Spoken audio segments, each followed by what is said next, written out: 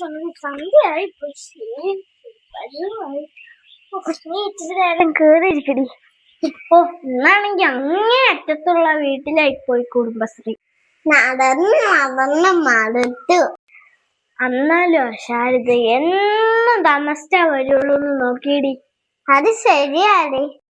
സുശീല എന്നും നമ്മുടെ നല്ല പൈസ അടക്കണേ.